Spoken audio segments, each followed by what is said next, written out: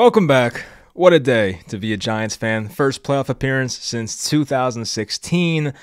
The Vikings lose, the Niners win in a very close game, and the Giants right now are slated to play the Vikings in the playoffs at Minnesota. Now, no disrespect to Minnesota, I would much rather play them than the 49ers, and I think every Giants fan agrees with that, but so many positives with this football team. You know, of course, winning is great and all, but I wanted to see the Giants win this game by a lot. And usually the Giants win these close games and, they win in the fourth quarter. They bring you down to the fourth quarter. They win on the game-winning field goal, things like that. They've been clutch in clutch situations this year.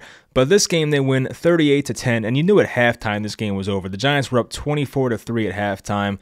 The Colts had nothing going offensively whatsoever, and the one time they did, Jeff Saturday kicked the field goal in the worst spot possible. But it's crazy how far that this team has, come from last year to this year. Just go back to exactly a year ago when they were still employing Joe Judge, and Dave Gettleman was still here, and the Giants were, I don't know, a 3 or 4 win team at this time last year. And then Joe Judge around this time was on the podium after the Bears game making an ass out of himself. And now, we have Brian Daboll, we bring in Joe Shane, and the entire organization just feels so much different. Great coordinators, Kafka had a great game today, in my opinion, and Daniel Jones is playing the best football of his career. Don Martindale, with even some of the injuries he's dealt with this year, is still putting together a very good defense, in my opinion, for the Giants. I mean, I know they played a pretty bad opponent today, but still, 10 points is pretty damn impressive. So much has turned around for this Giants organization, and I tweeted this yesterday, not to not to make the playoff appearance seem not important, because it is, especially for a young team,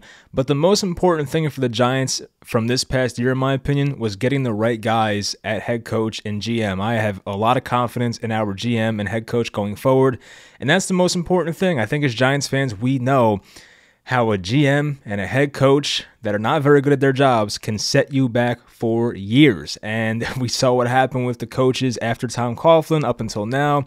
And we saw what happened at the tail end of Jerry Reese's career, and then, of course, the Dave Gettleman era.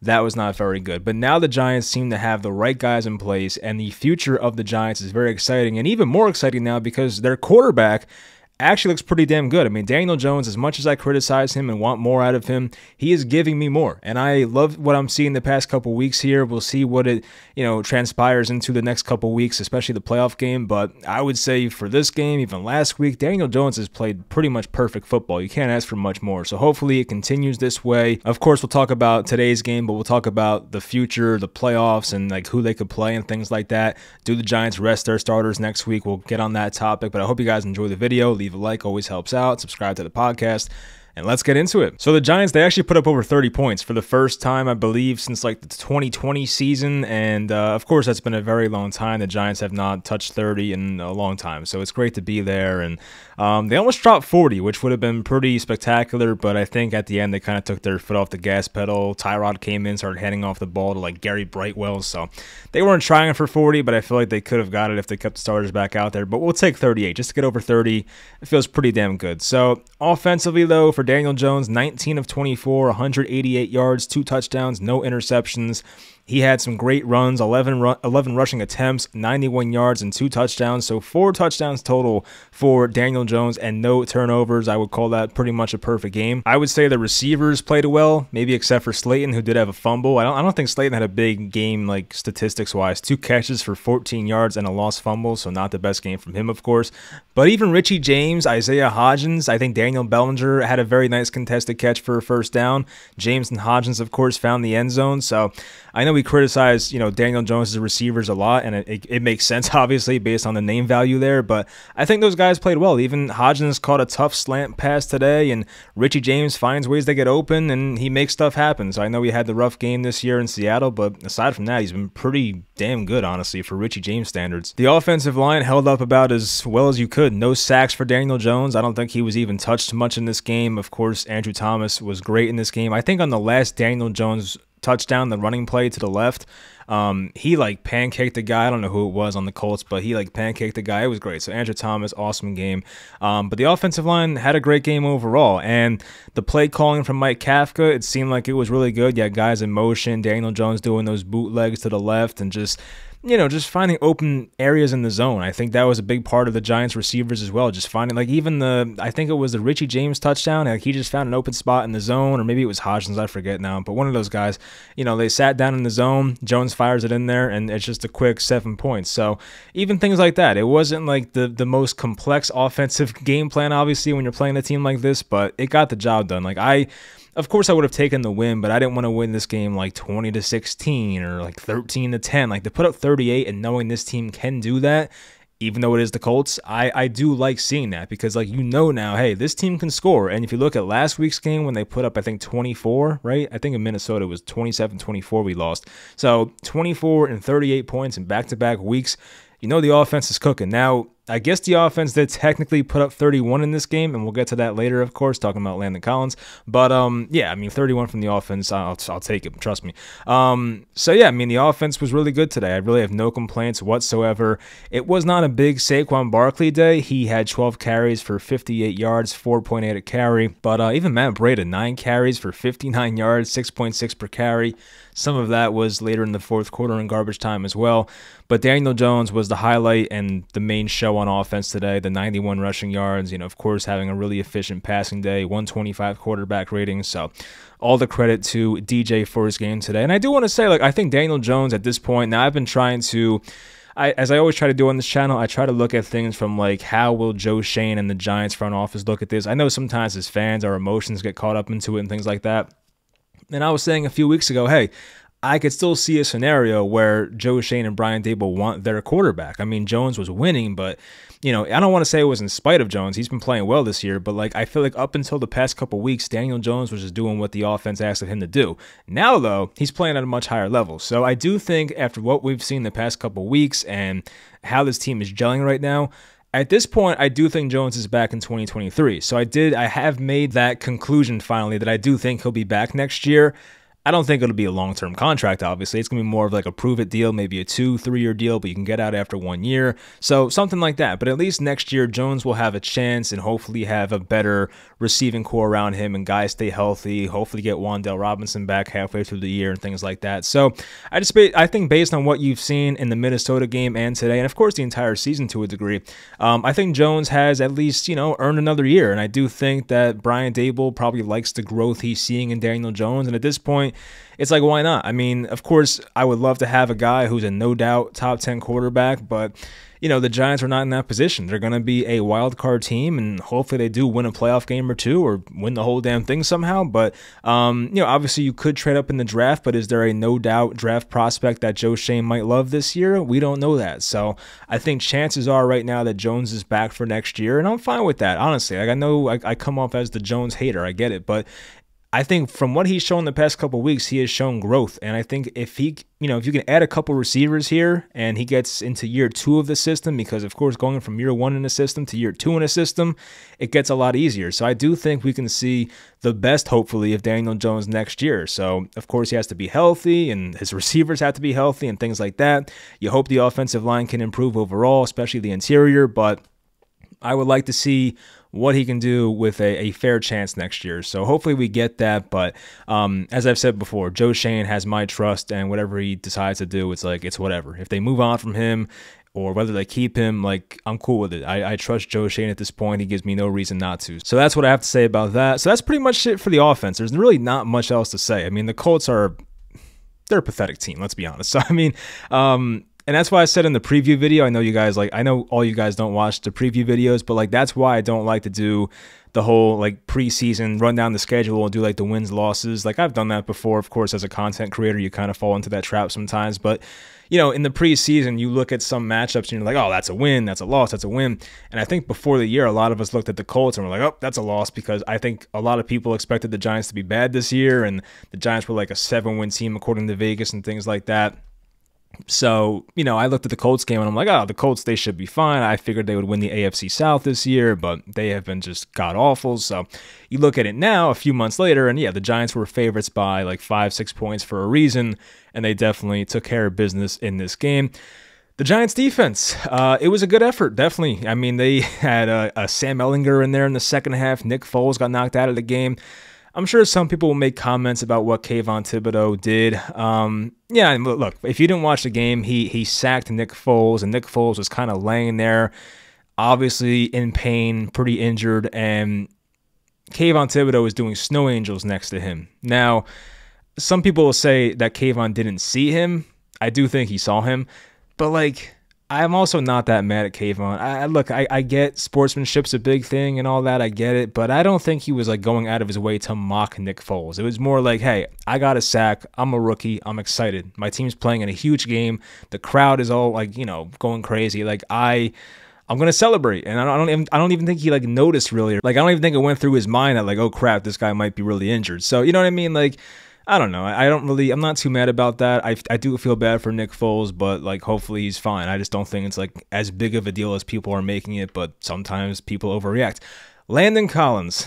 This was awesome to see because, my best days as a Giants fan, I mean, some of those do involve Landon Collins. Obviously, like, the 2007, 2011 seasons, that definitely takes the cake for me. But even the Landon Collins days in like 2016 and even a little before that. But seeing Landon get a pick six in a game where the Giants clinched a playoff berth for the first time since Landon has been here. And remember, if you're a Giants fan going back to 2016, which I'm sure a lot of you were, Landon Collins was legitimately a defensive player of the year candidate for the entire NFL, not just the Giants. So Landon was awesome that year, and he was a massive part of that defense. So to see him get that pick six, and Landon was never a big interception guy. I mean, he's had his moments. He had that game in London where he had the 2 pick sixes, but like, I don't know, Landon, in my opinion, just wasn't like a huge interception guy. He did have that one season, though, in 2016, so I'll give him that. But he's always been more of like an in-the-box type guy, so not really like your pick six type of safety.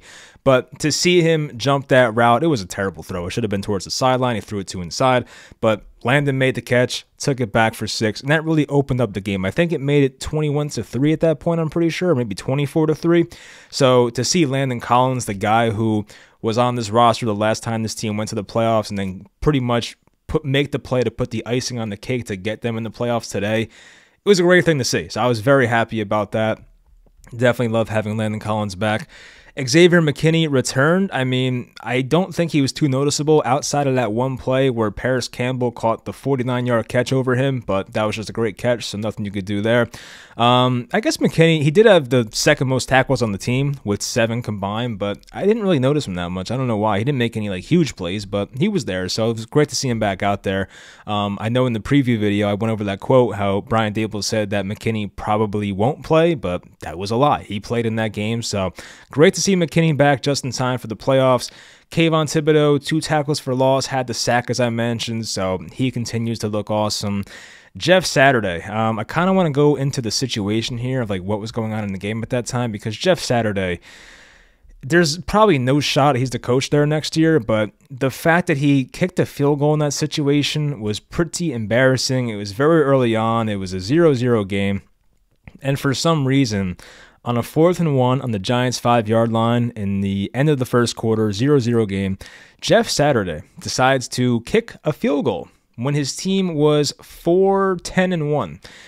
And, like, I just don't get it. Like, you're a guy who most likely won't be the coach there next year unless they're that crazy, but you never know with the Colts. And you decide to kick a field goal when you're like, what, 6-point underdogs? Like, I don't get that logic whatsoever. I know he probably knows football better than I'll ever know, but like, that made no sense to me. Like, dude, you were literally at 4th and inches on your opponent's 5-yard line in the first quarter.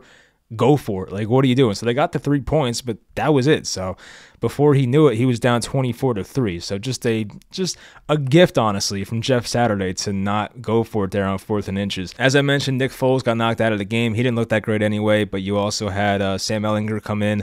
Matt Ryan was inactive, so no Matt Ryan today. But yeah, the Giants defense was really good in this game, as expected, obviously. And the Giants offense, which of course is usually the concerning part about this team, they were able to put up 31 offensive points. So, they're looking really good. The receivers are making plays. Jones is putting the ball in the right spot, making plays with his legs. And even Jones had some off-script runs. He had some really nice runs like that were not designed. So that was great to see. But in general now, some of the general notes for the Giants going forward. So it's their first playoff berth since 2016. I don't want to talk about what happened when they made the playoffs that year because that game still kind of pisses me off. You know, Bobby Rainey. I mean, if you guys know what I'm talking about with Bobby Rainey, let me know in the comments because I still can't get over how stupid that play was. If the season ended today, so yeah, some big things happened. I kind of mentioned this in the intro, but the Vikings coming into today were the 2 seed, and the Niners were the 3 seed. And as I said, I think every Giants fan can agree, especially for how well the Giants matched up against the Vikings last week.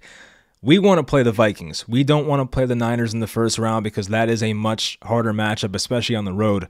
And this would be at Minnesota too, but I feel like the Giants and Vikings, it's a much more like winnable matchup for the Giants in my opinion. They just lost by 3 to them in a game where they had plenty of mistakes. So right now, based on the Vikings losing to the Packers, and by the way, the Packers might make the playoffs, which is crazy, but based on them losing to the Packers and the Niners winning against the Raiders in overtime, Jarrett Stidham almost beat them somehow, but after that, the Niners now have the 2 seed in the NFC, and the Vikings have the 3 seed. So the Giants right now, as the 6th seed, would be slated to play the Vikings if things stay the same as they are right now, which hopefully is the case. Now, week 18, right? Yeah, week 18, it gets crazy. People, coaches bench starters and crazy stuff happens. There's just, there's a reason people end their fantasy football seasons today and not next week. So, yeah, you never know who's going to play during those last weeks. But, yeah, I mean, the Giants hopefully will play at Minnesota, but you don't want to run from an opponent. Obviously, if they have to play San Francisco, it is what it is. You go there, you try and win the game. You know what I mean? That's pretty much it. But if it's San Francisco,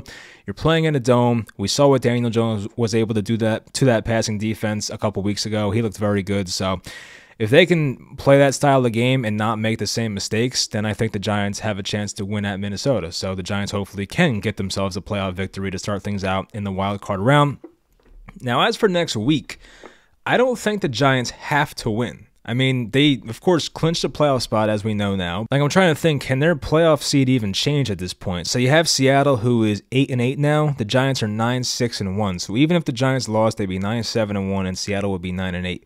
So the Giants would still be ahead of them. So yeah, the Giants don't have to play anybody next week. And Dallas, who's the 5th seed in front of the Giants, they have 12 wins and hold the tiebreaker. So the Giants are locked in to the 6th seed. So the Giants really have no reason to play their starters next week. I mean, they might. I don't know how Brian Dable was going to go about this, and I do believe that he had a quote with Jordan Ron on. I think Jordan asked him a question about does he plan the rest of the starters, and I think Brian Dable basically said, like, I'm going to go home and enjoy time with my family, and we'll think about that later. So, not a yes or no, but it's up for speculation now. I would say that, like, there's a chance. I think there is definitely a chance that the Giants do decide to, kind of rest some of their main guys and, maybe just give Tyrod a start, give Gary Brightwell the start. Like, guys that have put in a lot of work this year and definitely played a lot this year, like Daniel Jones, like Saquon Barkley, like Dexter Lawrence, guys like that have been there the entire year, haven't missed games, and the guys that are very important for hopefully what is a long playoff run, give those guys the week off. I mean, losing this game, it does nothing. Technically, you're still going to be in the same spot in the playoffs, and, the rest of it's up to the rest of the league. So, I don't think the Giants really gain anything from playing guys next week, but, maybe Brian Dable believes in momentum and not taking weeks off. I don't know. It depends how he wants to do it, but we've seen already a time this year where the Giants unnecessarily put a player in danger when they didn't need to, which was Adoree Jackson returning punts, and we saw how that went. So let's hypothetically say Saquon Barkley sprains his ankle next week in a game where it doesn't really matter if they win or lose. That's going to be a bad look. So, in my opinion, I think I'd rather just have these guys sit next week and make sure nothing bad happens. But I guess if Dable decides to go out there and try to beat Philly, it wouldn't be the worst thing either. And I do think Philly, having lost today, they do have a chance to surrender the 1st seed because the Vikings don't even count because the Vikings already lost to the Eagles this year, but the Cowboys and the 49ers are within a game of Philadelphia. So if the Eagles lose and I think those 2 teams win, there's a chance Philly gets knocked out of the 1st seed, but at that point, it's like you're worrying more about Philly than your actual team yourself. You know what I mean? Like, the Giants should not worry about what's going on in Philly. The Giants should be worried about what's going on with the Giants. Like, I don't even care if Philly gets the 1st seed or not. It doesn't bother me. So I'm pretty sure Brian Dable doesn't care either. It's all about the Giants as a football team. But as I said, you never know how they'll go about this. But yeah, it's a great day to be a Giants fan, and they'll be at Philly next week, 1:00 game. I don't know what's going to happen or what the spread's going to be. I can try and look real quick and see if they have anything up there because, they don't know who's going to play right now. So I kind of doubt there's an advanced line on this game. Oh man, yeah, the Giants are definitely benching their starters. I mean, you guys can try and guess right now what the spread is in this game, and it's a lot. The Giants right now are a +14 at Philadelphia next week. If that doesn't give you a hint about what Brian Dable plans to do, and not even Brian Dable, but what Vegas expects the Giants to do next week, you probably ain't going to see many starters, if at all, next week. So, yeah, +14 underdogs against the Eagles. So, yeah, seems like Brian Dable and the Giants will, go in the direction that I want them to go and not play their starters unnecessarily. So, yeah, I mean, you never know. You got to play the game, even though it's 14-point underdogs. Maybe Tyrod goes out there and has hell of a game, but I don't know. It doesn't really matter, but just stay healthy, guys, and that's pretty much it. But anyway, I hope you guys enjoyed this video. I will talk to you guys for the Eagles preview, and we'll find out by then probably who's playing in that game and who's not playing in this game. I'll have the Week 17 NFL reaction out tomorrow.